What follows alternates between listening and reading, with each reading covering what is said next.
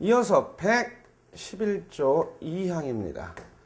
111조 2항은 어떤 뜻이죠? 갑이라는 분이 있는데 을이라는 분에게 X 토지를 갖다가 1억에 팔겠다는 청약의 의사표시를 하셨습니다. 그런데 이거를 갖다가 편지로 하셨대요.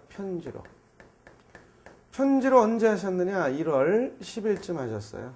그럼 보통 1월 10일쯤 하셨으니까 1월 12일이나 13일 정도면 도달 예정입니다. 도달 예정인데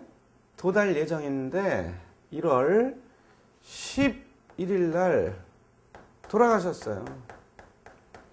아니면 알코올 중독이나 약물 중독, 정신이상 치매 등으로 인하여 자기나 자기 가족의 생계를 몹시 궁박하게 하므로 미리 가족들이 법원에 선고를 청구했는데 1월 11일자로 법원으로부터 한정치산 선고나 금치산 선고를 이분이 받으셨어요. 1월 10일 편지를 보냈어요. 이렇게 팔겠다. 그런데 1월 12일이나 13일 도달약인데 11일 문제가 생겼습니다. 이거를 갖다가 111조 2항에서는 뭐라고 그래요? 발신 후 도달 전 사정의 변화가 있었다.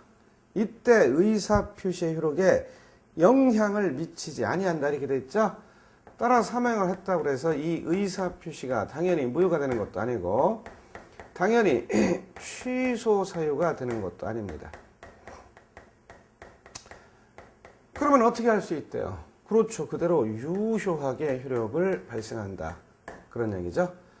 따라서 계약하고 싶으면 사겠다는 의사표시 하시고 사망의 경우에는 상속인을 상대로 행위 능력을 상실해서 한정치산 선고나 금치산 선고를 받았을 때는 법정 대리인을 상대로 계약금, 중도금, 잔금, 대금을 지급하고 등기필증 인감을 받아서 소유권 이전 등기하면 이 계약은 그대로 유효하게 효력을 발생할 수 있습니다.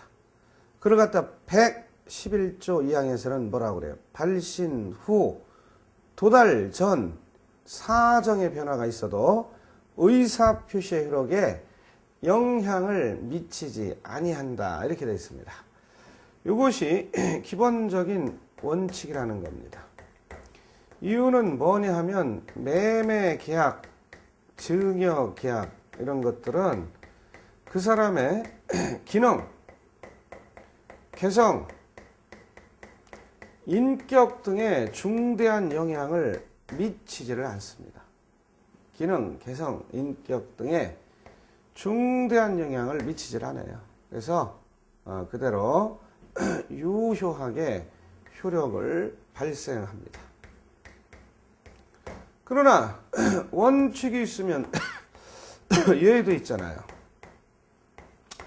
얘는 맞아, 얘는요? 얘는 그런 거 있잖아요. 예적으로 고용계약,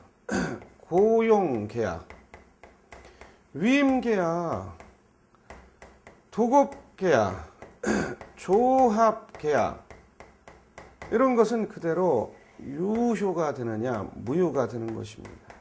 왜?